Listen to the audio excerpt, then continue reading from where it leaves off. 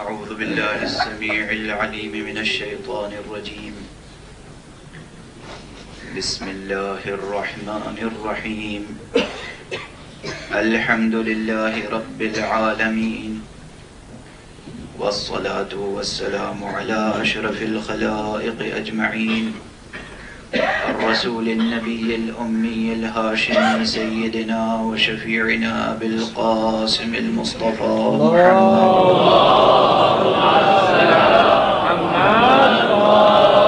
محمد وعلى أهل بيته الطيبين الطاهرين الهداة المهديين المعصومين المظلومين، واللعنة الدائمة على أعداء الدين أجمعين. أما بعد، فقد قال الله تعالى عز اسمه في محكم كتابه ومتقن خطابه. بسم الله الرحمن الرحيم. قل إن كنتم تحبون الله فاتبعوني يحببكم الله ويغفر لكم ذنوبكم والله غفور رحيم. صلوات محمد. اللهم صل على محمد وآل محمد. ایک مرتبہ بلندر صلوات پڑھیں. اللهم صل على محمد وآل محمد. اگر ممکن ہو تو صلوات پڑھتے ہوئے، درود پڑھتے ہوئے تھوڑا تھوڑا سا اور آگے آ جائیں. اللهم صل على محمد وآل محمد. اللهم صل على محمد وآل محمد. اللهم صل على محمد وآل محمد. برادران عزیز، قرآن حکیم کے تیسرے سورہ مبارکہ آل عمران کی 31ویں آیت ہمارا سرنامہ سخن ہے. اس میں ارشاد فرمایا گیا ہے کہ حبیب کہہ دیجئے، قل کہہ دیجئے، فرما دیجئے، ان کنتم تحبون اللہ فاتبعونی، اگر تم اللہ کو دوست رکھتے ہو تو میری پیروی کرو.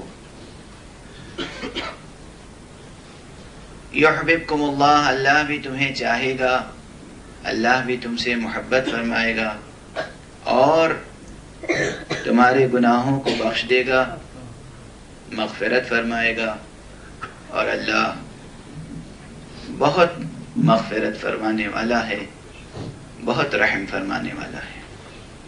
یہ بہت سادہ سا ترجمہ ہے، بغیر کسی تکلف و تصنع کے، بغیر کسی ادبی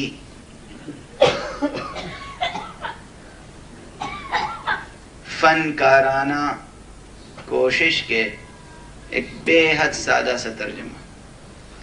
لیکن اس آیہ شریفہ کے ضمن میں جو ہمارا موضوع ہے وہ موضوع یہ ہے کہ پروردگار عالم نے اپنی محبت الہیہ کے تحت اس پوری کائنات کو خلق فرمایا،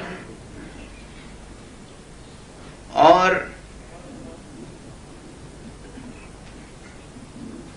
جو نظام شریعت اور نظام بندگی قائم فرمایا وہ بھی بر بنائے محبت. پس منظر میں ایک سوال تھا، اور اس ایک چھوٹے سے سوال نے ایک بہت بڑا مضمون ہمارے سامنے لا کر کھڑا کیا، اور اس سے شاخ در شاخ بات آگے بڑھتی چلی جا رہی. سوال یہ تھا کہ دوسرے مذہبوں میں، خاص طور سے مسیحیت میں، کرسچینٹی میں محبت کی دہائی دی جاتی ہے کہ ہماری کتاب میں محبت کا پیغام ہے، ہمارے مذہب میں محبت کا پیغام ہے، آپ کے مذہب میں اور آپ کی کتاب میں محبت کا پیغام نظر نہیں آتا، بلکہ قہر اور غضب اور عذاب اور عقاب کا تذکرہ زیادہ ہوتا ہے. چونکہ یہ سوال میرے سامنے آیا تھا، اس لیے میں نے جواب میں گزارش کی اور ذرا برابر بھی مبالغے سے کام نہیں لیا ہے میں نے۔ پہلی شب سے لے کر آج تک جو حضرات مسلسل گفتگو سماعت فرما رہے ہیں وہ اس بات کے شاہد عادل ہیں کہ میں نے ذرہ برابر بھی مبالغے سے کام نہیں لیا ہے۔ جو حقائق ہیں، ابھی جتنی آیتیں ہیں قرآن مجید میں، جہاں جہاں رحمت کا حوالہ ہے وہ ساری آیتیں بھی نہیں پڑھی ہیں۔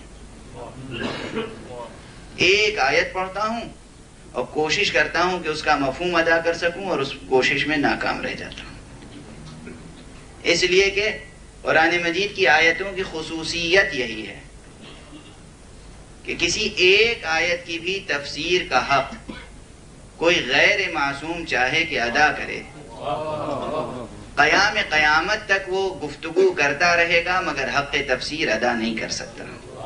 محمد وآل محمد صلوات۔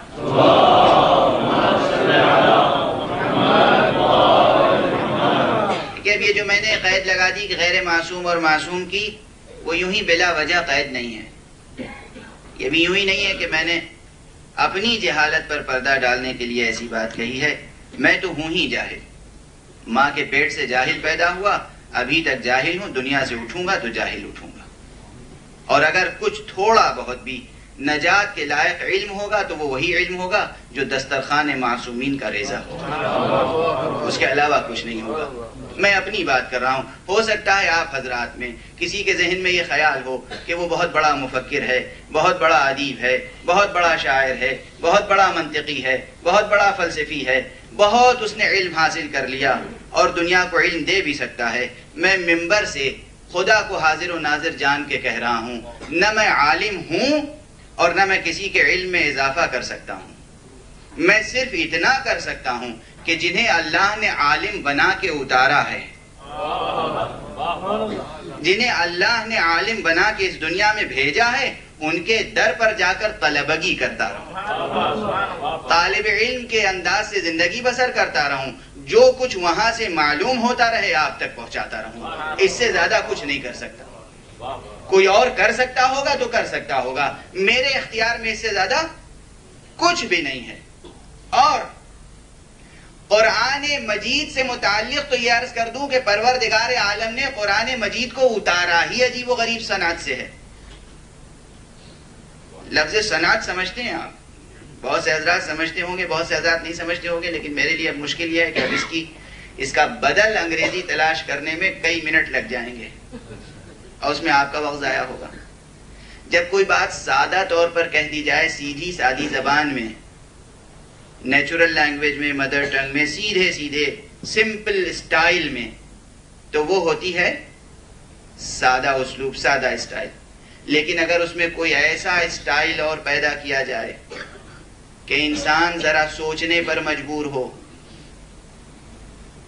اور گفتگو کو تہدار بنا دیا جائے، لفظیں وہی ہیں، جملے وہی ہیں، گرامیٹیکل کمپوزیشن کچھ ایسا بنا دیا گیا کہ جناب والا اب ایک ایک حرف اٹھاتے چلے جائیے تو ایک ایک جہان معنی سامنے آتا چلا جائے، جیسے پردے پہ پردہ پڑا ہوا ہو، پردے پہ پردہ پڑا ہوا ہو، پردے پہ پردہ، ایسے ہی ہر حرف، ہر زیر زبر ایک پردہ بن جاتا ہے، اور اسے اٹھاتے چلے جائیے تو ایک معانی کا جہان، ایک نئی دنیا سامنے آتی چلی جاتی ہے، اور اسے کہتے ہیں صنعت گری۔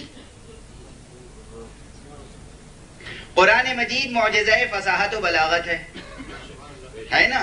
جب معجزہ فصاحت و بلاغت ہے یعنی یہ وہ پیس آف لٹریچر ہے کہ جو ایک چیلنج کی حیثیت رکھتا ہے کہ قیامت تک کوئی بھی دوسرا شاعر، ادیب، مفکر، خطیب، کوئی بھی شخص اس جیسی پروز نہیں لکھ سکتا، اس جیسا کمپوزیشن نہیں لا سکتا، ایک آیت، ایک جملہ، ایک سورہ نہیں لا سکتا۔ غور فرمائیں آپ، تو اس کے معنی یہ ہیں کہ اس میں شان اعجاز، اس کی شان اعجاز میں کچھ صنعتیں ہوں گی،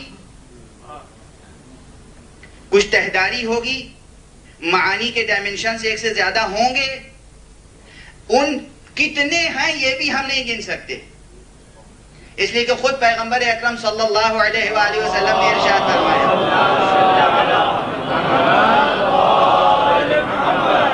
کہ قرآن مجید وہ کتاب ہے کہ جس کا ظاہر بہت ہی دل نشیں ہے اور جس کا باطن ایک سے زیادہ ہے۔ ظاہرہ انیق وباطنہ عمیق، اس کا باطن عمیق ہے اور اس کے باطن کا باطن ہے، باطن کا باطن ہے، باطن کا باطن ہے. لتخومہ تخوم، کہیں باطن کا لفظ ہے کہیں تخوم کا لفظ. اور میں آپ نے اب تخوم میں کیا حکمت پوشیدہ ہے اور باطن میں کیا لفظ، اگر اس کی بحث کروں تو بالکل عربی کی بحث شروع ہو جائے گی. اور ابھی صرف 2 دن میرے پاس رہ گئے. عزیزان محترم، چاہتا ہوں کہ بحث کسی ایک نتیجے تک پہنچ جائے، یعنی ایک پورا خاکہ ایک بحث کا آپ کے سامنے آ جائے. باقی جو درمیان میں خالی جگہیں ہوں گی اسے آپ فل ان دی بلینکس آپ بھرتے رہیے گا. اور فرمایا آپ نے یہ آپ کا کام ہے، ہوم ورک سال بھر کا. میری صرف گزارش ہے کہ ایک پورا خاکہ سامنے آ جائے. تو جناب والا قرآن مجید ایک خاص صنعت میں اترا ہے، اور وہ خاص صنعت جو میرے سامنے آئی کیا ہے؟ آپ سے گزارش کر رہا ہوں، لاکھ دنیا کہے کہ قرآن ہمارے لیے کافی ہے، لاکھ کوئی شخص یہ کہے کہ قرآن ہمارے لیے کافی ہے، آپ سمجھتے ہیں ایک ہی آواز اٹھی تھی کہ قرآن کافی ہے؟ تاریخ میں ایسا نہیں ہے. آج بھی ہمارے درمیان لوگ پیدا ہو جاتے ہیں، ہمارے درمیان ذرا سی عربی آ گئی اور بعض تو ایسے جری ہیں، ایسے جسور ہیں، ایسے غیور ہیں، ایسے باحوصلہ ہیں کہ عربی بھی نہیں آتی، ٹرانسلیشن پڑھ کے مجتہد ہو جاتے ہیں. اردو کا ٹرانسلیشن پڑھ لیا، انگریزی کا پڑھ لیا، اب ہندوستان کی بھارت کی زبان میں بھی آ گیا ہے ہندی میں ٹرانسلیشن. ہندی میں پڑھ کے، اردو میں پڑھ کے، فارسی میں پڑھ کے، عربی میں پڑھ کے مجتہد ہو جاتے ہیں. کہتے ہیں قرآن میں یہ لکھا ہے، جو مجتہدین کہتے ہیں وہ بات. وہ مجتہدین جو 60 برس 70 برس 80 برس 90 برس ساری دنیا سے کٹ کے، یعنی ایک سائنٹسٹ ساری دنیا سے کٹ کے، سائنٹسٹ کی کیفیت کیا ہوتی ہے؟ اوریجنلی کسی سائنٹسٹ کو دیکھا ہے قریب سے؟ میں وہ طالب علم ہوں کہ میں نے سائنٹسٹ کو قریب سے بھی دیکھا ہے، فقیہ کو بھی دیکھا ہے، سائنٹسٹ کو بھی دیکھا ہے. اصل میں علم کا ایک خاص مزاج ہے، علم نالج اس کا ایک خاص مزاج ہے، اور علم ناقابل تقسیم ہے. علم بانٹا نہیں جا سکتا، علم ڈیوائیڈ نہیں کیا جا سکتا، یہ خود ایک جوہر فرد ہے.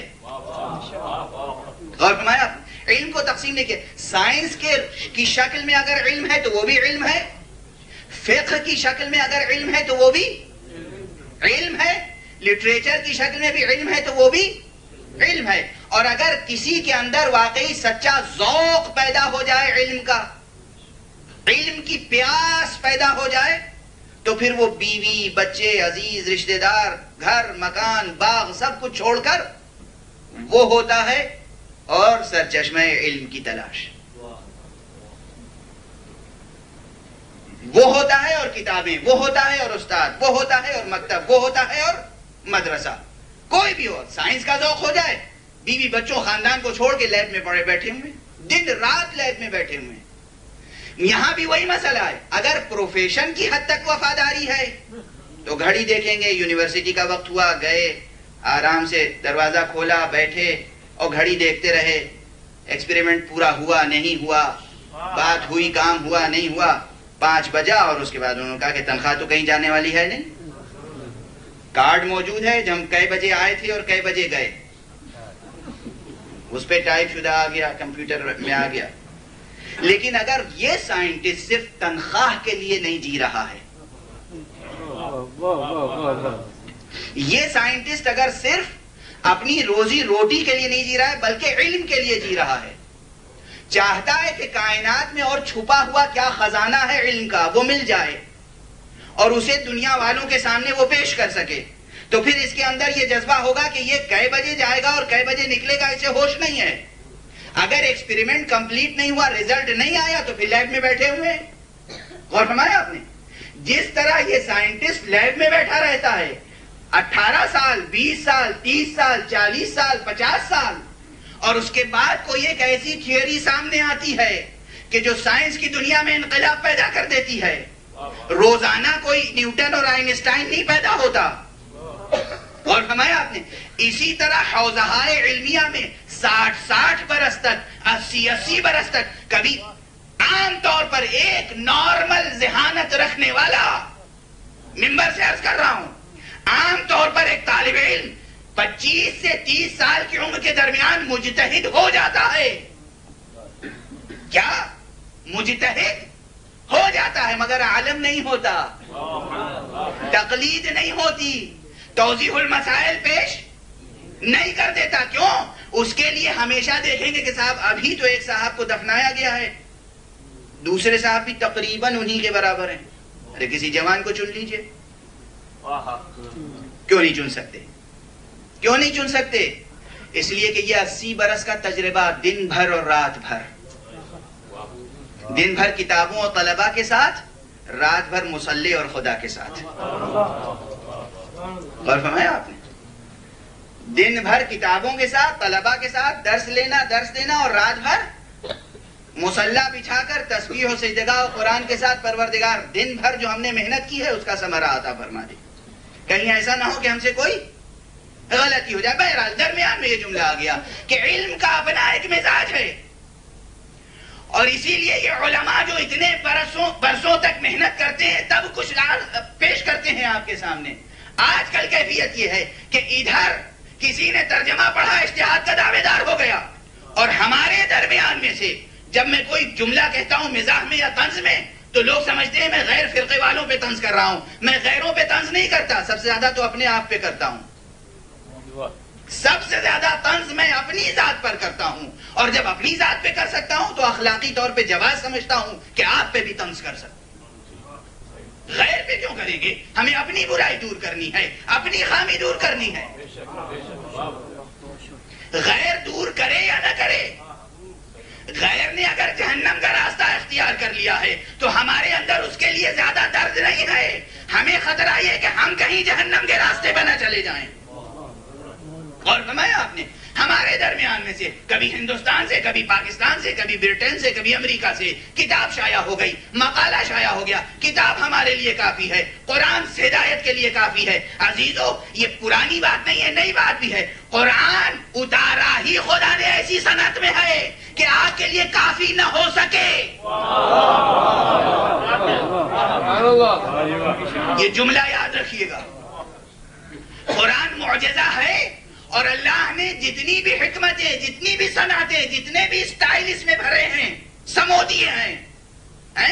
اس میں ایک خاص اسٹائل یہ ہے کہ قرآن اتارا ہی اس انداز سے ہے کہ تنہا کافی نہ ہو.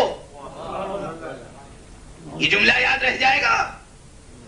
خدا نے ایسی عبارت لکھی ہے، ایسی پروز لکھی ہے، اگر لکھی ہے، عام بات کر رہا ہوں، ایسے الفاظ نازل کیے ہیں کہ وہ تنہا کافی ہو ہی نہیں سکتے.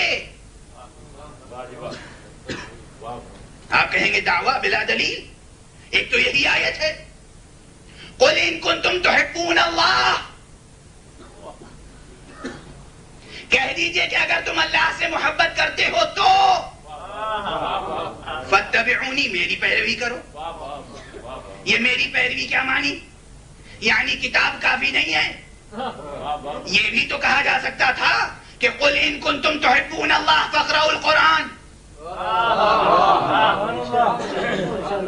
گویا نبی غلط ہو جاتی.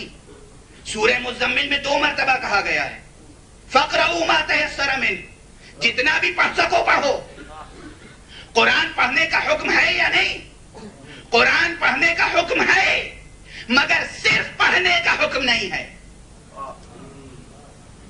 یہاں اس آیت میں قُلْ إِن كُنتُمْ تُحِبُّونَ اللَّهَ، اگر تم اللہ کو چاہتے ہو تو یہ نہیں کہا گیا کہ اللہ کا کلام پڑھتے رہو، ریسائٹ کرتے رہو، دہراتے رہو، زبان سے ترت کرتے رہو، معنی سمجھو یا نہ سمجھو، حفظ کرتے رہو.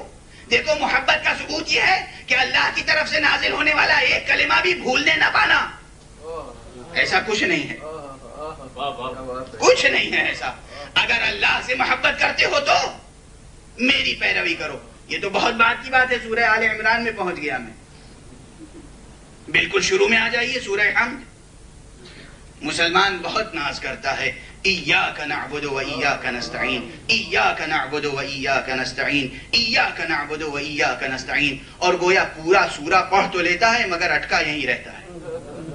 ایاک نعبد وَإِيَّاكَ نَسْتَعِينُ، بس ہم تیری عبادت کرتے ہیں، تجھی سے مدد چاہتے ہیں. بالکل صحیح ہے، تجھی سے مدد چاہتے ہیں. جب کہہ دیا آپ نے کہ تجھی سے مدد چاہتے ہیں تو آگے کیا فرمایا گیا؟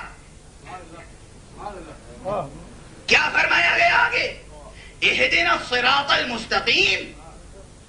اس کے بعد خاموش، سورہ بند ہو گیا، ختم ہوا سورہ.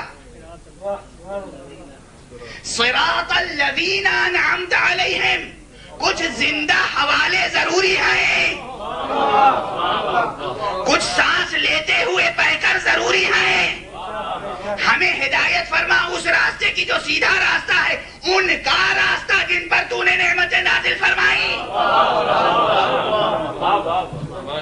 اور فرمایا یہاں بھی ہو سکتا تھا کہ تو نے یہ کتاب دی ہے، کتاب ہمیں سمجھ میں آ جائے.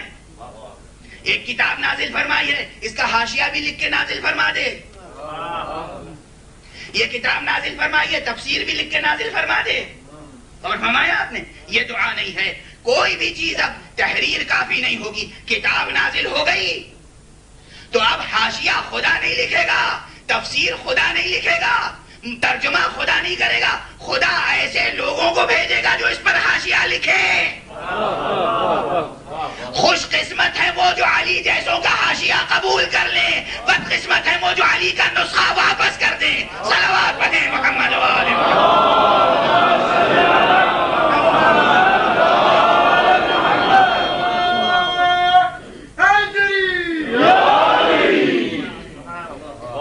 یہ جو پیغمبر زندگی بھر پیش کرتے رہے اپنی سیرت، یہ سب قرآن کا حاشیہ اور تفسیر ہے. اور فرمایا آپ نے، میں نے کہیں ایک جملہ عرض کر دیا تھا، وہ بھی کراچی میں عرض کر دوں. کراچی میں نے ممبر سے ایک جملہ کہا، اور یہ جملہ کئی جگہ کہہ چکا ہوں. میں نے کہا پورا قرآن از اول تا آخر قصیدہ آل محمد ہے. پورا قرآن، اس میں کوئی مبالغہ نہیں، کوئی ایکزیجریشن نہیں، کوئی بڑھا چڑھا کے بات نہیں کہہ رہا ہوں. اور فرمایا آپ نے پورا قرآن بسم اللہ سے لے کر والناس تک قصیدہ ہے کس کا؟ محمد اور آل محمد علیہ السلام کا قصیدہ ہے. بعد میں کوئی اور نہیں آیا اعتراض کرنے کے لیے. ایک صاحب ہمارے درمیان سے آ گئے، یہ کیسے کہہ دیا آپ نے؟ میں لاکھ انہیں سمجھاتا رہا قصیدے کی ڈیفینیشن کیا ہے.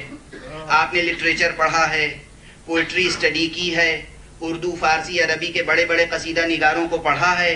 قصیدے کے کیا اجزاء ہوتے ہیں، کیا شرائط ہوتے ہیں، کیا اسٹائل ہوتا ہے، میٹافرس کا کیا کام ہے، استعاروں تشبیہوں کا کیا کام ہے. کبھی بات ڈائریکٹ کہی جاتی ہے، کبھی بات انڈائریکٹ کہی جاتی ہے. یہ تمام اسٹائل قرآن میں جمع کر دیے ہیں اللہ نے. سمجھاتا رہا، وہ اس بات پہ اپنی جگہ اٹل رہے کہ ہمیں یہ باتیں سب تسلیم نہیں کرنی ہے. آخر میں ظاہر سی بات ہے مجھے تکیہ کرنا پڑا ایک ایسے جملے پر جو کسی بہت مشہور خاتون نے کہا ہے، لیکن جملہ بہت اچھا کہہ دیا، بہت اچھا جملہ کہا. یہیں پر یہ بات یاد آتی ہے کہ میرے مولا نے کہیں کہا تھا، یہ دیکھو کہنے والا کہہ کیا رہا ہے، یہ نہ دیکھو کون کہہ رہا ہے. اگر یہ کہا ہوتا دیکھ لو کون کہہ رہا ہے تو میں شاید اس جملے کو کبھی حوالے میں نہ پیش کرتا. لیکن جب وہ کہا کہ دیکھو کیا کہہ رہا ہے، بس کیا کہہ رہا ہے چونکہ وہ قیمتی ہے اس لیے عرض کر رہا ہوں. تاریخ اسلام کی بہت بڑی معظمہ جو تھی گھر کو سنبھالنے کے لیے، مگر ہمت تھی، جرأت تھی، جسارت تھی، میدانوں کو بھی سنبھالنے کے لیے نکلی ہیں. تاریخ کی مشہور شخصیت ہے. پوچھنے والے نے پوچھا پیغمبر کے اخلاق کو بیان کیجئے. پیغمبر کے اخلاق کو بیان کیجئے. جواب ایک عجیب و غریب جملہ ہے، فرمایا خلقہ القرآن.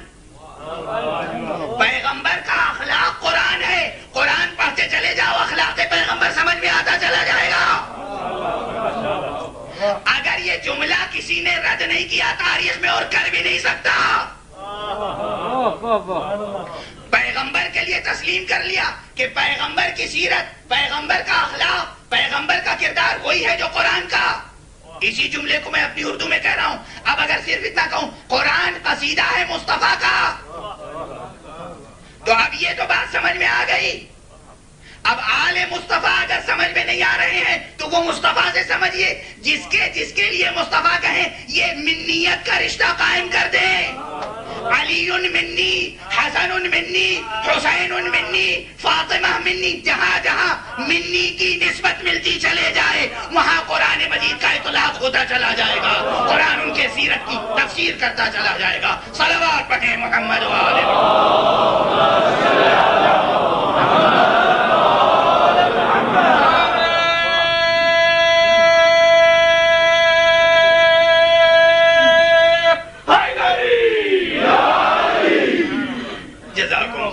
پروردگار آپ حضرات کے علم اور ایمان دونوں میں برکت عطا فرمائے۔ علم اور ایمان بیچ میں اور کہنے کی ضرورت ہے نہیں، علم اور ایمان کی ماہیت ایک ہے، دو نہیں ہے، مگر یہ اس لیے کہہ رہا ہوں چونکہ بہت سے دنیا میں ایسے با ایمان نظر آتے ہیں کہ جو بے علم بھی ہیں، ورنہ حقیقتاً علم اور ایمان کہنے کی ضرورت نہیں ہے۔ علم حقیقت ایمان ہے، ایمان حقیقت علم ہے۔ اور فرمایا آپ نے اس لیے کہ علم صرف تصور کا نام نہیں ہے، تصدیق کا نام ہے۔ علم صرف تصور کا نام نہیں ہے، تصدیق کا نام ہے، اور ایمان بھی تصدیق کا نام ہے، اور تصدیق کسی حقیقت ہی کی جاتی ہے، غیر حقیقت کی تصدیق نہیں کی جاتی۔ بہرحال نہ جانے کتنی باتیں ہیں جو ذہن میں آتی چلی جاتی ہیں اور میں کہتا چلا جاتا ہوں، بعد میں نظر پڑتی ہے تو معلوم ہوا کہ موضوع تشنا رہ گیا اور وقت ہاتھ سے جا چکا ہے۔ موضوع کو پھر یاد دلاؤں آپ کے سامنے کہ جو گزارش کر رہا ہوں وہ یہ اس قرآن مجید کے تعلق سے کہ قرآن مجید میں بے شمار آیتیں ہیں رحمت سے متعلق، محبت الہیہ سے متعلق، لیکن میں نے سب آیتیں نہیں آپ کے سامنے گزارش کی، صرف ایک آیت گزارش کی، اور اس ایک آیت کے ذمن میں بھی جتنی بحثیں ہیں وہ ساری بحثیں آئندہ 2 تقاریر میں بھی سمیٹ کر عرض نہیں کر پاؤں گا۔ حقیقتاً مغفرت کی بحث اور شفاعت کی بحث تشنا رہ گئی، جبکہ اسی آیت میں ہے قُلْ إِن كُنْتُمْ تُحِبُّونَ اللَّهَ فَاتَّبِعُونِي، کہہ دیجئے اگر تم اللہ سے محبت کرتے ہو تو میری پیروی کرو۔ اگر صرف فَاتَّبِعُونِی پر 10 دن تک گفتگو ہوتی تو بھی مکمل نہ ہوتی، غور فرمایا آپ نے، لیکن میں نے نہ فَاتَّبِعُونِی پہ گفتگو کی نہ آیت کے کسی اور جزء پہ گفتگو کی۔ آیت کا پہلا کلمہ قل، اس میں کتنے اسرار ہیں؟ یہ 2 لفظی کلمہ، 2 حرفی کلمہ، 2 حرفی کلمہ قاف اور لام سے مل کر قل، اس میں کتنے اسرار ہیں؟ میں اسرار کہہ رہا ہوں، اسرار، راز پوشیدہ ہیں اس میں، راز پوشیدہ ہیں اس میں، وہ سارے راز بیان نہیں کیے جا سکے، ایک بھی بیان نہیں کر سکا۔ نہ قل پہ بحث ہوئی، نہ فَاتَّبِعُونِی پہ بحث ہوئی، نہ وَيَغْفِرْ لَكُمْ ذُنُوبَكُمْ پہ بحث ہوئی، ابھی کھل کر بحث نہیں ہو سکی۔ ایک چھوٹا سا واقعہ میں نے نقل کیا تھا کہ امیر المومنین علی ابن ابی طالب علیہ السلام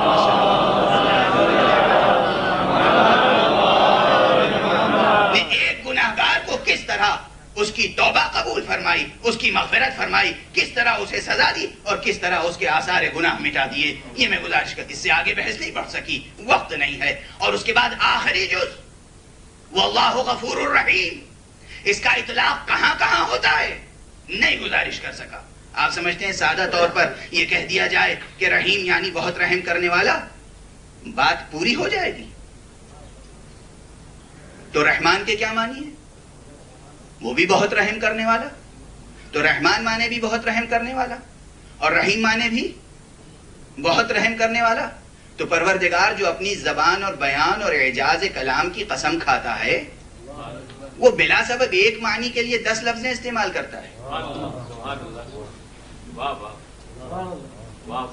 ایک ہی جملے میں، بسم اللہ الرحمن الرحیم، اللہ کے نام سے کہ جو بہت رحم کرنے والا ہے اور بہت رحم کرنے والا ہے۔ ارے کوئی اور صفت بیان کر دیتے، ایک چھوٹے سے جملے میں قیامت تک اس کا ترجمہ ممکن نہیں ہے، مگر اس کی لذت کم ہونے والی نہیں۔ ایک کلمہ بسم اللہ، دنیا پورے قرآن کا کیا جواب لائے گی؟ ایک کلمہ بسم اللہ پڑھتے رہیے، نہ اس کی لذت کم ہوگی، نہ اس کا اثر کم ہوگا، نہ اس کی تاثیر کم ہوگی، نہ تازگی میں کمی آئے گی، اور ترجمہ نہیں کر پائیں گے، کوئی نہیں کر سکا آج تک ترجمہ۔ کیوں؟ ہاں عرفا کے در پہ جائیے تو تھوڑی سی مدد ملتی ہے، کہتے ہیں کہ اس آیت میں پورا قرآن سمویا ہوا ہے۔ اچھا دیکھیے، واقعاً یہ میں کوئی تکلف و تصنع نہیں کر رہا ہوں. جو کچھ ممبر کے نیچے بیٹھ کے سوچتا رہتا ہوں کہ یہ جا کے کہوں گا ممبر پہ، وہ سب رہ جاتا ہے. ممبر پہ آنے کے بعد کچھ اور بحثیں سامنے آ جاتی ہیں. میں نے کسی تقریر میں عرض کیا تھا، غالباً پہلی ہی تقریر میں، کہ پورے قرآن کا خلاصہ ہے سورہ حمد. یہ روایت ہے. اور پورے سورہ حمد کا خلاصہ ہے بسم اللہ الرحمن الرحیم. اس کے آگے آج نہیں پڑھوں گا، حالانکہ اس کے آگے بھی پورے بسم اللہ کا خلاصہ ہے بائے بسم اللہ ہیں. اچھا پڑھ دوں تشریح نہ کر پاؤں. دیکھیے نا، اب میں کہہ رہا ہوں پڑھ دوں اور آپ کو مزہ آ رہا ہے، لطف آ رہا ہے، لذت محسوس ہو رہی ہے.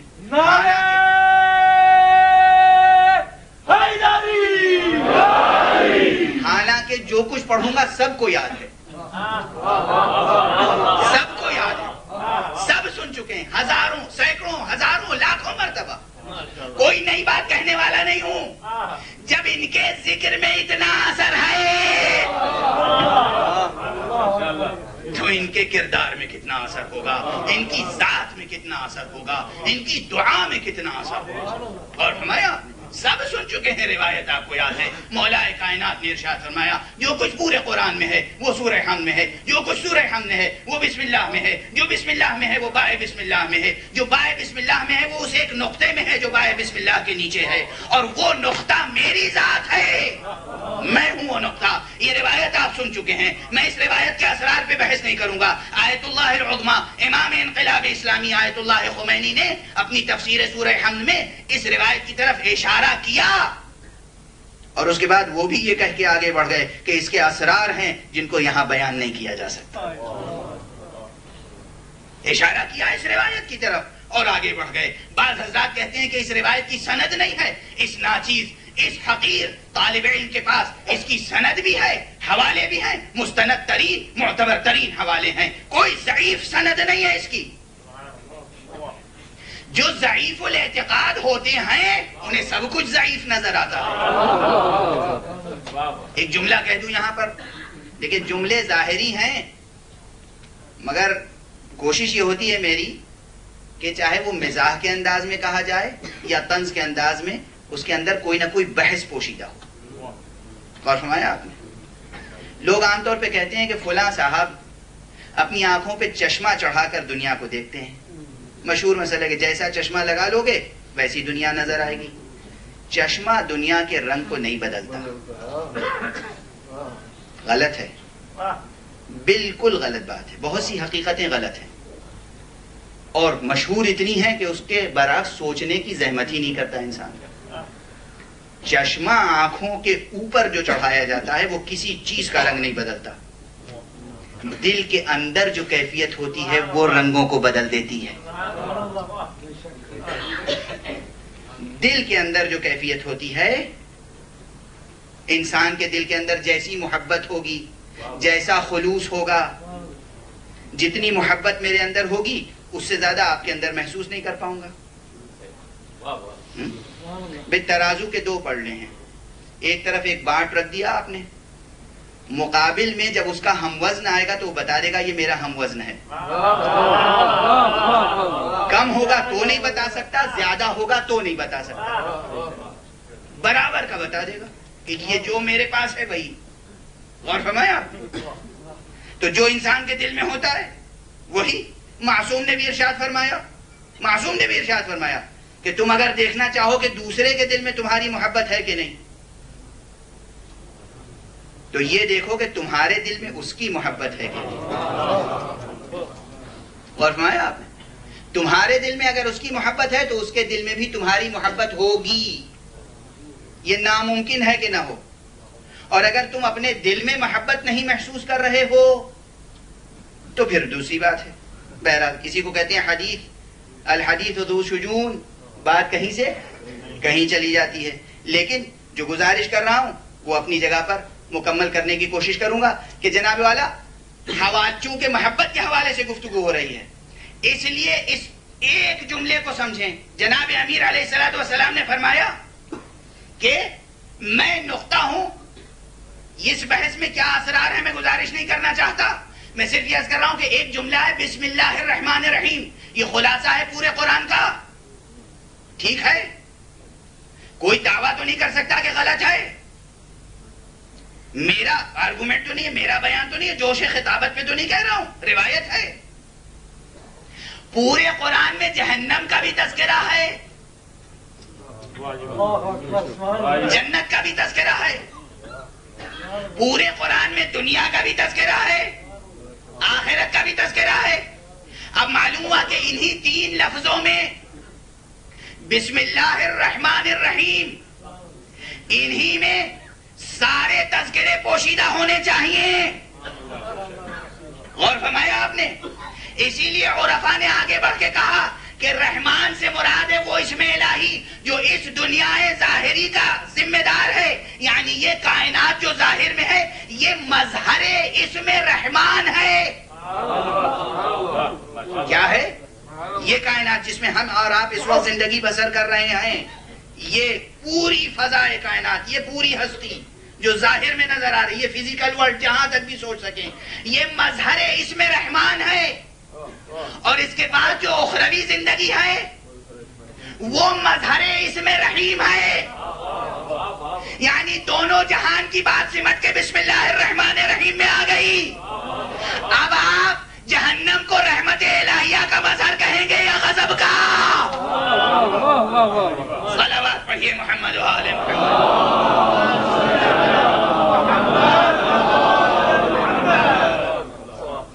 بہرحال ایک ہی موضوع پر بہت سے نکات ہیں جو آپ تک بہرحال منتقل کرنے ہیں, لیکن ظاہر سی بات ہے کہ اس میں ربط سخن آگے مسلسل جاری رہے گا اور آپ کے ذہنوں میں جاری رہے گا یہ تسلسل سخن. میں صرف یہ گزارش کر رہا ہوں کہ آپ تک جو میں آپ کے سامنے عرض کر سکا اس آیت شریفہ کے متعلق ایک ایک لفظ پر, ایک ایک حرف پر بحث نہیں ہو سکی. صرف میں نے ایک کلی عنوان قائم کر لیا اس آیت کی روشنی میں, ایک جنرل عنوان قائم کر لیا کہ محبت الہیہ کے عظیم ترین مظاہر کیا ہیں. محبت الہیہ کے عظیم ترین مظاہر میں قرآن ہے اور حضرات محمد اور آل محمد علیہ السلام ہیں. اس کے بعد میں نے گزارش کی کہ جو کچھ بھی فلسفیکلی یا سائنٹیفکلی آپ تصور کر سکیں اور ڈیولپ کر سکیں اپنا نظام فکر,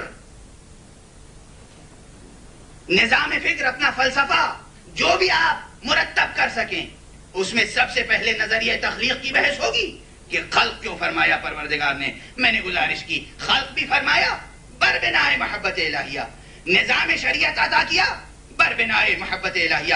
کل جہاں گفتگو ختم ہوئی تھی اسے پھر سمجھنے کی کوشش کیجیے. فضائل بھی گزارش کروں گا اور صرف 3 راتیں ہیں, یہ تیسری آج کو شامل کر کے کل اور پرسوں. اس کے بعد فضائل گزارش کرنے کے موقع نہیں ملیں گے اور یہ بحثیں گزارش نہیں کر سکوں گا. اس لیے پھر بھی عرض کر رہا ہوں اگر 2-1 منٹ آپ کے وقت زیادہ صرف ہو جائیں تو برداشت کر لیجئے گا. میری کوشش یہی ہوگی کہ 10 بجے تک گفتگو تمام کروں, لیکن درمیان میں اس بحث کو بھی قبول فرما لیں کہ نظام شریعت اور نظام بندگی بربنائے محبت. یہ بھی روز کہتا ہوں تقریباً کہ ابھی تک میں محبت کی تعریف نہیں کر سکا اور مجھے ایک خاص مقالے کی تلاش تھی. محبت اور اس کے لیے دوسرے جو الفاظ استعمال ہوتے ہیں جیسے عشق, یہ کوئی معمولی لفظ نہیں ہے, بہت عظمت رکھتا ہے, بہت عظمت رکھتا ہے, بہت عظمت رکھتا ہے. کل اور پرسوں کی تقریر میں گزارش کروں گا. میں ممنون ہوں اپنے برادر محترم ڈاکٹر سجاد رضوی کا کہ انہوں نے ابن سینا کا وہ مقالہ جسے میں نے 2 سال قبل ان سے گزارش کی تھی کہ تلاش کر کے مجھے یہاں لائبریری سے دے دیجئے, انہوں نے مجھے فراہم کیا ہے. پروردگار انہیں جزائے خیر دے. اور اس کے بعد ابن سینا نے جو کچھ کہا ہے وہ بھی میں آپ کے سامنے خلاصہ پیش کروں گا اور جو اس پر اضافہ اور تعلیقہ ہے وہ بھی انشاءاللہ پیش کروں گا کہ عشق کی عظمت کیا ہے, محبت کی عظمت کیا ہے, اس کی ڈیفینیشن اور تعریف کیا ہے. اور فرمایا آپ نے. لیکن ابھی ہم آج بھی بحث میں نہیں پڑھ رہے ہیں کہ تعریف کیا ہے. آج اس بحث کو پھر سمجھیں کہ نظام شریعت پر بنائے محبت الہیہ ہے. آپ جبر محسوس نہ کریں, اکراہ محسوس نہ کریں, کوئی زبردستی نہیں ہے, کوئی بوجھ نہیں ڈالا گیا ہے آپ پر. اگر کوئی بوجھ ڈالا گیا ہے تو وہ صرف محبت کا. جو لوگ محبت کا وزن اٹھا سکتے ہیں وہی دین کو سنبھال سکتے ہیں. جو محبت کا وزن نہیں اٹھا سکتا وہ دین کا وزن بھی نہیں اٹھا سکتا. اور اب اگر اس پر بہت زیادہ آپ کو بے چینی ہو رہی ہو کہ روزانہ یہ ایک ہی آرگومنٹ کرتے ہیں، روزانہ ایک ہی بات کہتے ہیں کہ دین اور شریعت سب پر بنا ہے محبت ہے، اس کا کوئی قرآن سے اور ثبوت دے دیں تو ایک جملہ عرض کروں گا، آپ کا ذہن ملتفت ہو جائے گا. جیسی چیز دی جاتی ہے یا تو اس کی چیز دینے والا فیاض اگر ہو، کریم ہو، سخی ہو، جواد ہو تو اس کا صلہ نہیں مانگتا، اور اگر مانگتا ہے کوئی دینے پر تلا ہوا ہو، نہیں صاحب ہم آپ کا ہدیہ محبت قبول نہیں کریں گے، یہ جسارت ہوتی ہے، یہ جرأت ہوتی ہے، یہ تمیز کی بات نہیں ہے. محبت کے ہدیے واپس نہیں کیے جاتے. اور چونکہ نظام شریعت پر بنا محبت تھا، اس لیے سمجھیے کہ جو لوگ پیغمبر کے سامنے آ گئے تھے، آپ نے بڑی زحمت کی، نماز سکھائی، روزہ سکھایا، حج سکھایا، توحید و آخرت کے حقائق سکھائے، بہت زحمت فرمائی. یا رسول اللہ آپ نے لیجئے یہ ہماری طرف سے سونا چاندی قبول کر لیجئے. سمجھ لیجئے کہ ان کی کتنی ذہانت تھی. نہ وہ دین سمجھے تھے، نہ توحید سمجھے تھے، نہ مصطفیٰ کو سمجھے تھے، نہ نبوت کو سمجھے تھے، کچھ نہیں سمجھے تھے. مگر تاریخ میں ایک یہ بھی واقعہ ہے کہ آئے، مضر ہیں، بضد ہیں، حضور کچھ قبول کر لیجئے، مال و دولت قبول کر لیجئے. اگر اس موقع پر ان کی ضد کے بعد بھی، ان کے کلمہ پڑھ لینے کے بعد بھی حضور قبول کر لیتے تو تاریخ میں یہی لکھا جاتا مال و دولت کے لیے تحریک شروع کی تھی، آخر قبول کر لی. اور فرمایا آپ نے حضور نے کچھ نہیں طلب کیا، محبت طلب کی، وہ بھی حکم خدا سے، وہ بھی حکم خدا سے. تو یہاں پر ایک بات تو سمجھ میں آئی، جو چیز عوض میں لی دی جاتی ہے وہ اس کی ہم جنس ہوتی ہے. ایسا تو نہیں ہے کہ سونے کے مقابلے میں مٹی پیش کر دی جائے، ایسا تو نہیں ہے اناج کے مقابلے میں اناج پیش کیا جائے گا، جواہرات کے مقابلے میں جواہرات پیش کیے جائیں گے. ہم جنس ہونا، ہم سنخ ہونا تو ضروری ہے نا، چونکہ پورا دین ہی پر بنائے محبت عطا کیا گیا تھا. اس لیے دین کی اجرت میں جب طلب کیا گیا تو محبت ہی طلب کی گئی. قُلْ لَا أَسْأَلُكُمْ عَلَيْهِ أَجْرًا إِلَّا الْمَوَدَّةَ فِي الْقُرْبَى. ہم کچھ بھی تم سے طلب نہیں کرتے مگر قربا کی محبت طلب کرتے ہیں. صلوات پڑھیے محمد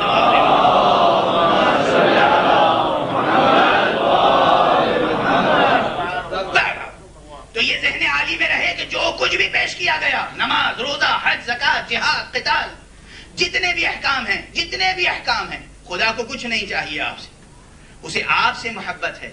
وہ چاہتا ہے آپ ضائع نہ ہوں، آپ ہلاک نہ ہو جائیں، آپ تباہ نہ ہو جائیں، آپ مٹ نہ جائیں. اس نے نقش بنایا ہے. کون نقاش چاہتا ہے کہ اس کا بنایا ہوا نقش مٹ جائے؟ کون مصور چاہتا ہے کہ اس کی بنائی ہوئی تصویر ضائع ہو جائے؟ کون آرٹسٹ چاہتا ہے کہ اس کا بنایا ہوا آرٹ فنا اور نابود ہو جائے؟ اور فرمایا آپ نے، اور وہ تو سب سے بڑا خالق ہے، احسن الخالقین ہے.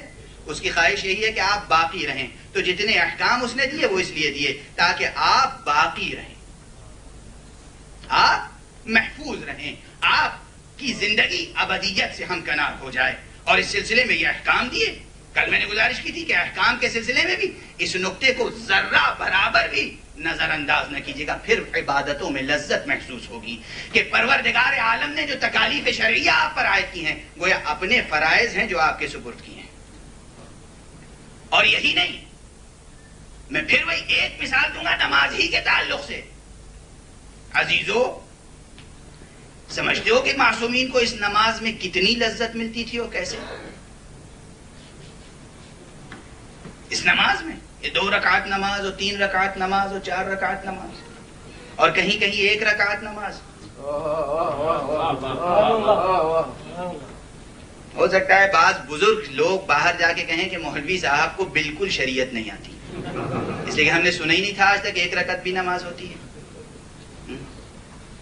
لیکن بعض جوان کہہ رہے ہیں کہ ہاں 1 رکعت ہوتی ہے.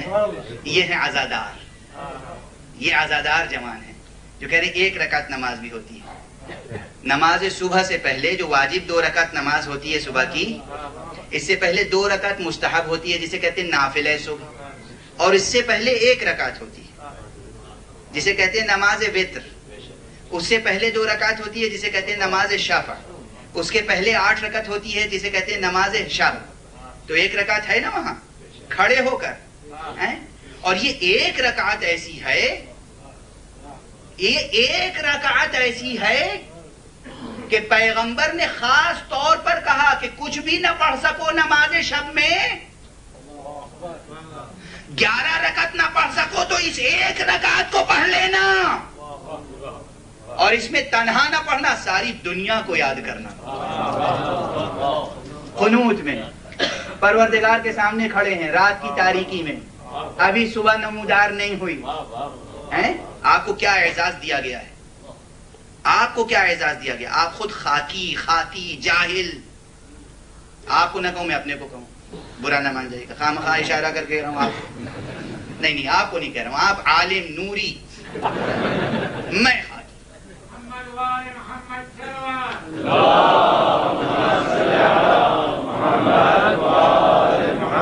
میں خاکی گناہگار جاہل، کچھ نہیں آتا مجھے، اور مجھے اعزاز کیا دیا گیا؟ تمہیں اجازت ہے رات کی تاریکی میں تنہا مجھ سے مل سکتے ہو، تنہا، ارے میں تنہا، اذن حضوری ہے، ہاں ہے، اور آنا تو یہ بھی اختیار، اگر تم آ گئے صرف آ جانے کا اعزاز یہ ہے، تنہا موقع ملا تو اعزاز یہ کہ آپ صرف اپنے لیے نہ مانگنا، تمہیں بھی دیں گے، اور جس جس کا نام لوگے سب کی مغفرت کرتے چلے جائیں گے۔ اللہ، کیا عزتیں مل رہی ہیں، کیا عزتیں، کیا عظمتیں، کیا آبرو مل رہی ہے، اور فرمایا آپ نے کہ جس کا نام لے لو گے اسے بخش دیں گے۔ اب یہ جو میں کہہ رہا ہوں بخش دیں گے اتنی گارنٹی کے ساتھ، آپ کہیں گے کس کی دعا قبول ہوئی ہے؟ کہتے ہیں محروم ہیں آپ اثر دعا سے۔ پیغمبر محمد مصطفیٰ صلی اللہ علیہ وآلہ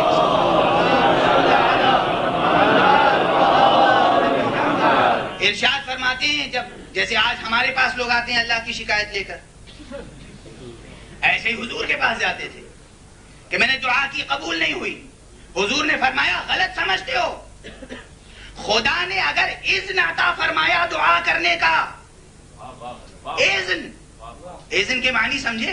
ایک تو اس نے کہا کہ مجھ سے دعا کرو، طلب کرو، دعا مانگو، اور اس کے بعد آپ کو جو کچھ فزیکل شکل میں ملا ہے، یہ زبان دی، یہ ہونٹ دیے، یہ ہاتھ دیے، اور فرمایا آپ نے یہ ہاتھ اٹھاتے اٹھاتے شل ہو جاتا تو آپ دست دعا کیسے بلند کرتے؟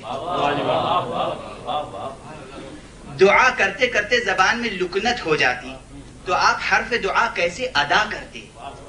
اور فرمایا یہ اذن فعلی ہے، ایک تو قانون کی شکل میں کہہ دیا دعا کرو ہم قبول کریں گے، دعا کرو ہم سنتے ہیں، اور پھر اذن فعلی عطا فرمایا، پیغمبر نے جملہ کہا جس نے تمہیں اذن دیا ہے وہ ایسا کریم ہے کہ یہ کہہ کر کے مانگو کیا محروم رکھے گا؟ غور فرما رہے ہیں آپ؟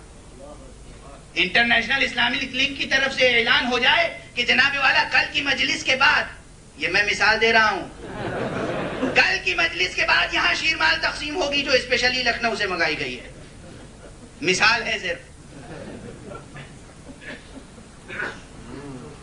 تو ظاہر ہے کہ اگر یہ سنجیدگی سے اعلان کریں گے تو دیں گے یا نہیں؟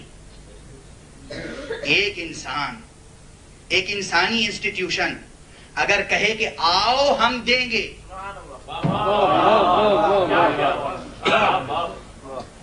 تو پھر دیتے وقت یہ بھی نہیں دیکھیں گے یہ واقعاً کالا کرتا پہنے ہوئے ہیں یا نہیں، یہ عزادار ہیں کہ نہیں، یہ ہم میں سے ہیں کہ پرائے، کوئی فرق نہیں ہوگا۔ جب یہ بندے فرق نہیں کر سکتے تو وہ رب بلا کر کہاں فرق کرے گا؟ صلوات پڑھیں محمد و آل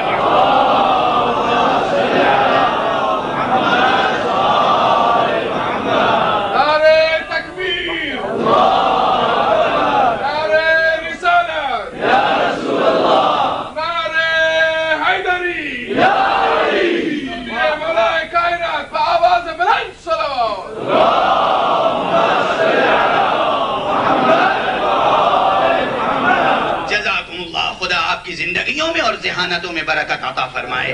میری ٹوٹی پھوٹی زبان میں میری کجبج بیانی کے ساتھ آپ یہ حقائق قبول فرما رہے ہیں. خدا کرے آپ کو بھی فائدہ پہنچے اور مجھ کو بھی فائدہ پہنچے. تو گزارش یہ کر رہا ہوں کہ نماز کے لیے ایک رکعت بھی یاد رکھیے گا. ایک رکعت نماز صبح اور نافلہ صبح سے پہلے ایک رکعت. ایک اور نماز ہے اور وہ کون سی ہے؟ وہ بھی ایک رکعت شمار ہوتی ہے لیکن بیٹھ کے 2 رکعت ہے. نافلہ عشاء بیٹھ کے 2 رکعت، کھڑے ہو کے 1 رکعت شمار ہوتی ہے. مگر اس کے لیے مسئلہ یہ کہ اگر آپ کھڑے ہو کے پڑھنا چاہیں تو بھی 2 ہی رکعت پڑھیے گا. اجازت ہے کہ نافلہ عشاء بیٹھ کے بھی پڑھ سکتے ہیں 2 رکعت، کھڑے ہو کر بھی پڑھ سکتے ہیں 2 رکعت. میں مسائل نہیں بیان کر رہا ہوں، توضیح المسائل میں دیکھ لیجیے گا. میں ایک حقیقت کی طرف عرض کر رہا ہوں. نماز کیا ہے؟ بارگاہ معبود میں حاضری. اب جملوں کو فالو کیجیے گا، میرے پاس وقت زیادہ نہیں ہے، ایک کے بعد ایک جملہ کہتا چل. نماز کیا ہے؟ حاضری. جب آپ کہیں حاضری دیتے ہیں تو پہلا فقرہ کیا ہوتا ہے؟ آپ یہاں آئیں گے تو سب کے سامنے پہلے کہیں گے سلام علیکم، ہیں؟ اور جب جائیں گے تو اللہ حافظ، خدا حافظ، سلام علیکم جو رواج ہوگا کہیں گے. آئیں گے تو کہیں گے سلام علیکم. جب پروردگار کی بارگاہ میں حاضر ہو رہے ہیں تو وہاں سلام علیکم آپ نہیں کہتے.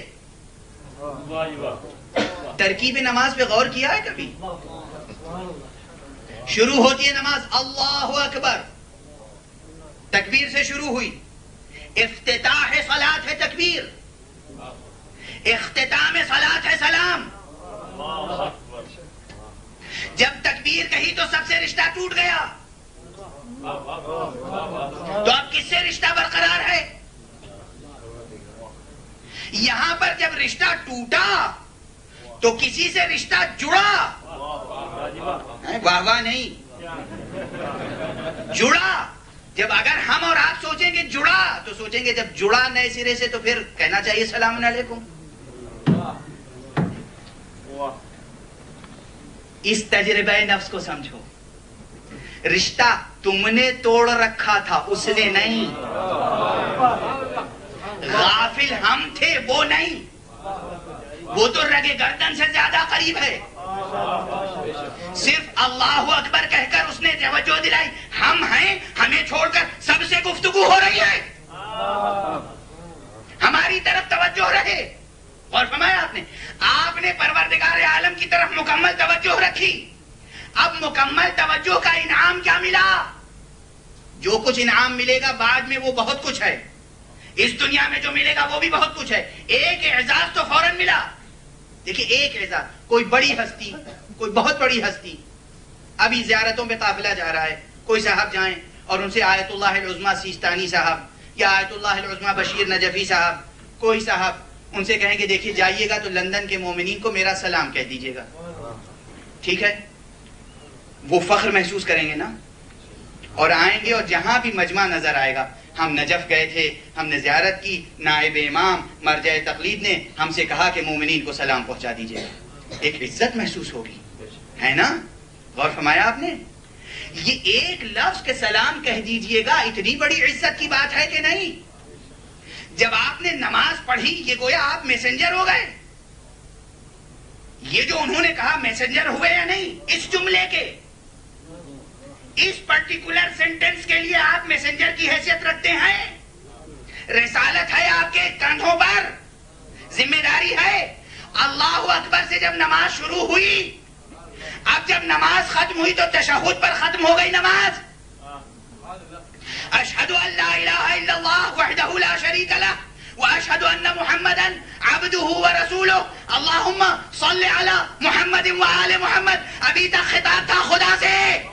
خدا نے کہا اتنی دیر تک تم نے توجہ میری طرف رکھی، اب میری طرف سے پیغام لے جاؤ. میرے بندوں سے کہو السلام علیکم ورحمۃ اللہ وبرکاتہ. یہ جو سلام ہے نماز کے آخر میں، یہ پیغام خدا ہے جو ہر نمازی کو دیا جاتا ہے کہ ہمارے بندوں تک پہنچا دو. آپ خدا کی طرف سے پیس کے پیغامبر ہیں. میسج ہے آپ کے پاس امن کا، سلامتی کا. سلام الہی آپ کے سپرد کیا جا رہا ہے کہ بندوں تک پہنچا دو. کم اعزاز ہے؟ کم عزت کی بات ہے؟ کم اعزاز ہے؟ اتنی بڑی فضیلت، خدا کا پیغام. اللہ اکبر. ایک لفظ صحیح، ایک فقرہ صحیح.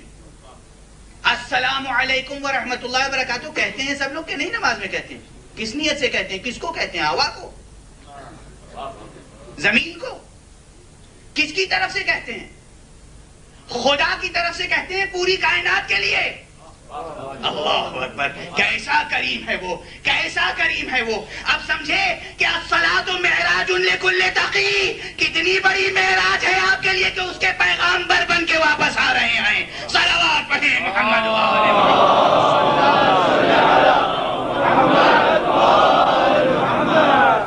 یہ سب محبت کے معاملات و تعلقات ہیں اور کچھ نہیں.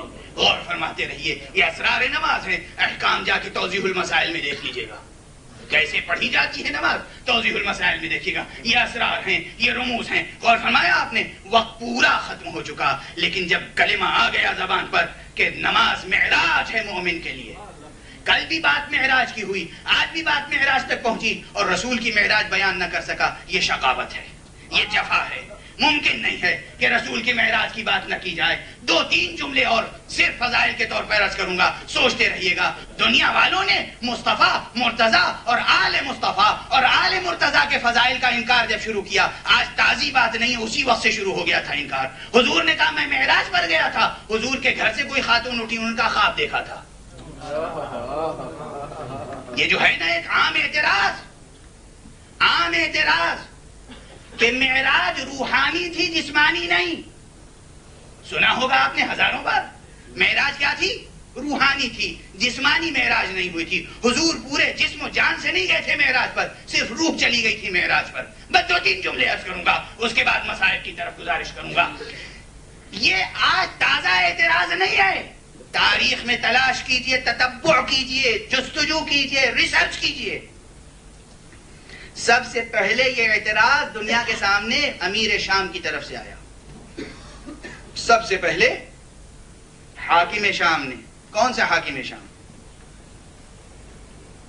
جو قاتل ہے امام کا وہ نہیں، جو امام حسین علیہ السلام کا قاتل ہے وہ نہیں، بلکہ جو امام کے بھائی امام حسن کا قاتل ہے وہ. اب میں بڑے اہتمام سے کہہ رہا ہوں اس لیے کہ نام نہیں لینا چاہتا، بات صرف اتنی ہے. انہوں نے سب سے پہلے تاریخ میں یہ اعلان کیا کہ خواب دیکھا تھا حضور نے. پورے جسم و جان سے معراج پہ نہیں گئے تھے. 2-3 جملے عرض کروں گا، باقی انشاءاللہ وعدہ کر رہا ہوں کل اگر بھول جاؤں اور دوسری بحث چھیڑ دوں تو آج جوان جو سامنے بیٹھتے ہیں یاد دلا دیجیے گا کہ معراج پہ کوئی بحث باقی رہ گئی ہے. گزارش کروں گا آج صرف اختتام سخن پر، اختتام تقریر پہ ایک جملہ کہوں کہ عام طور پر بہت بڑی بات یہ کہی جاتی ہے اور بہت سے نئے مفکرین اور نئے تھنکرز اور philosopher, so called thinkers and philosophers, وہ کہتے ہیں کہ حضور نے خواب دیکھا تھا. اگر خواب ہی کی بات ہے تو اس مجمع میں بہت سے لوگ صاحب معراج ہوں گے. اور میں آپ کا اعتراف کریں نا، میں اعلان کر رہا ہوں بچپن میں میں بہت خواب دیکھا کرتا تھا. اڑتا چلا جا رہا ہوں، میں نے بہت خواب دیکھا، اڑ رہا ہوں. اور کبھی کبھی جب اڑتے اڑتے گھبراتا تھا تو چیخ نکلتی تھی، ماں دوڑ کے آتی تھی، کیا ہوا؟ کہا کچھ نہیں، خواب دیکھ رہا تھا، اڑ رہا تھا. خواب میں بہت سے اڑنے والے موجود ہیں. خواب میں اڑنا معراج نہیں ہے نا. اور روح کا اڑ جانا بہت بڑی بحث ہے. سمیٹ کے یہ جملہ میں کراچی میں کہہ چکا ہوں، نیو یارک میں کہہ چکا ہوں، یہاں بھی عرض کر رہا ہوں. روح کا جسم سے الگ ہونا یعنی روحانی معراج. اب یہ صرف ایک جملہ کہوں گا، آپ کا ذہن متوجہ ہو جائے گا کہ روح اور جسم کی جدائی کا نام موت ہے، معراج نہیں. روح کا جسم سے الگ ہو جانا موت ہے، معراج نہیں ہے. تو جو لوگ کہتے ہیں کہ حضور کو روحانی معراج ہوئی تھی، جسمانی نہیں، اس کا مطلب کیا وہ یہ کہنا چاہتے ہیں کہ حضور کا نعوذ باللہ مردہ جسم، بے جان جسم پڑا رہا بستر پر اور روح پرواز کر گئی؟ یہ معراج نہیں ہے، یہ معراج کا انکار ہے.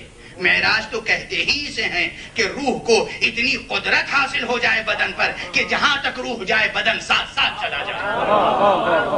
معراج کی تعریف ہی یہ ہے. اور پھر کمال معراج یہ ہے کمال معراج یہ ہے کہ صرف روح بدن کو نہ لے جائے، بدن کے ساتھ جو کچھ ہے چلا جائے. جسم پر عبا ہے، قبا ہے، اور پاؤں میں نعلین ہے تو وہ بھی چلی جا رہی ہے. اور فرمایا آپ نے یہ مصطفیٰ کی معراج ہے. صلوات پڑھیں محمد.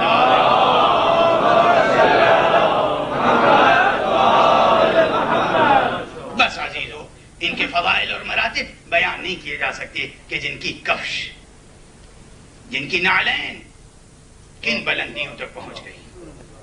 ان کے فضائل اور مراتب ہم کیا بیان کریں گے، لیکن ہاں ہر ایک کو معراج ایک الگ انداز سے ملی ہے.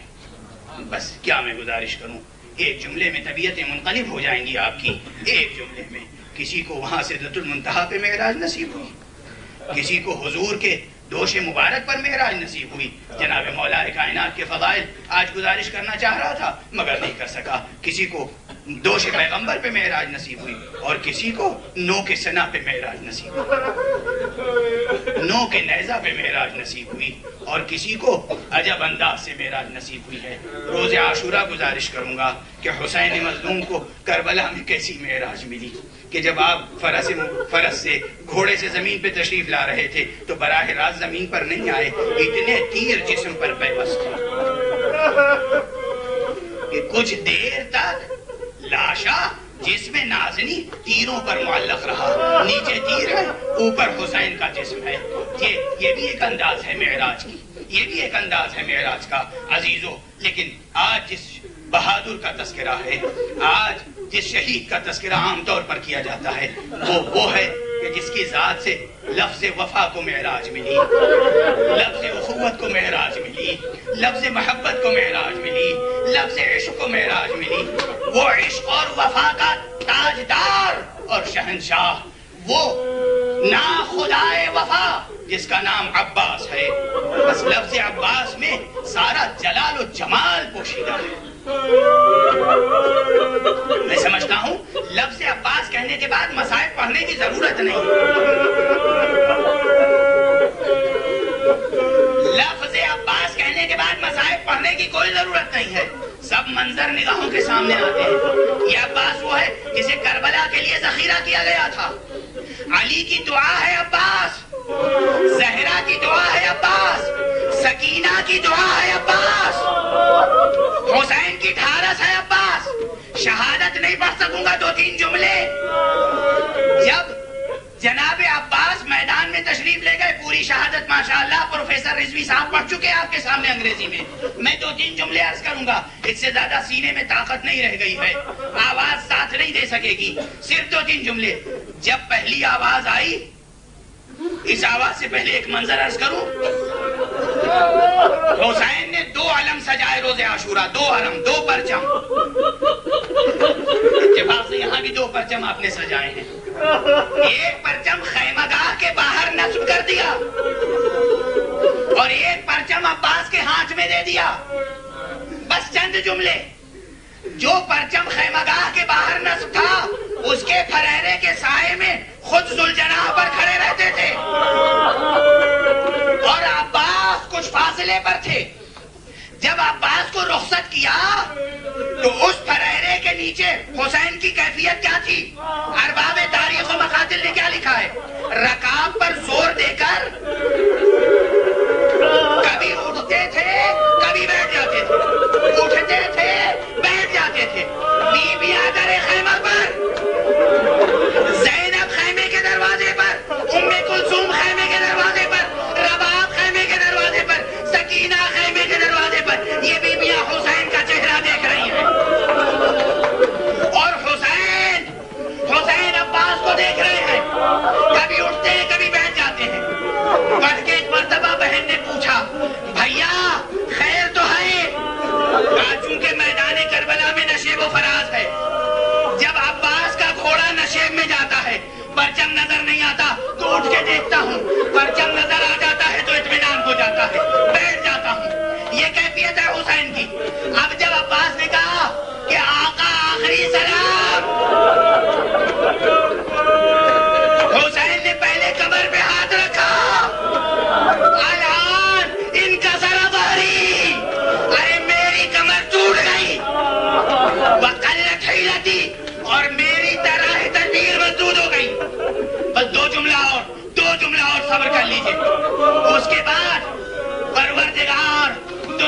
کسی سربراہ کو یہ امتحان، یہ قربانی، یہ مصائب عطا نہ فرمائے کہ جناب والا اپنی سپاہ کا پرچم اپنے ہاتھوں سے سرنگو کرنا پڑے۔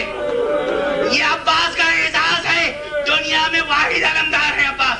حسین جب آخری آواز آئی ایک مرتبہ اس پرچم کو دیکھا جس پرچم کا پھریرا سر حسین پر تھا، یا عباس کہا، اس پرچم کو سرنگو کر دیا۔ خیمہ گاہ کے سامنے پرچم سرنگو ہو گیا اور حسین آگے بڑھے۔ آخری جملہ ایک مرتبہ، عباس، مجھ سے پڑھا نہیں جا رہا، یہ جملہ سن لیجئے، عباس آج سے وہ آنکھیں سوئیں گی جو تیرے خوف سے نہیں سوتی تھی، اور جن آنکھوں کو اطمینان تھا کہ عباس زندہ ہے وہ آج سے نہیں سو سکیں گی۔ آج سے زینب بیدار، سکینہ بیدار، واہ عباس، واہ حسین۔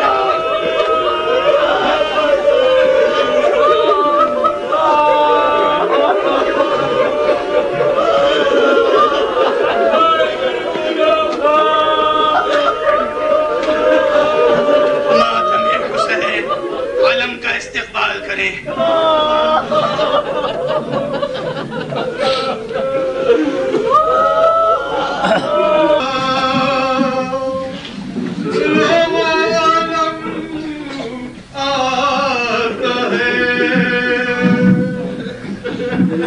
رن سے علم دار کا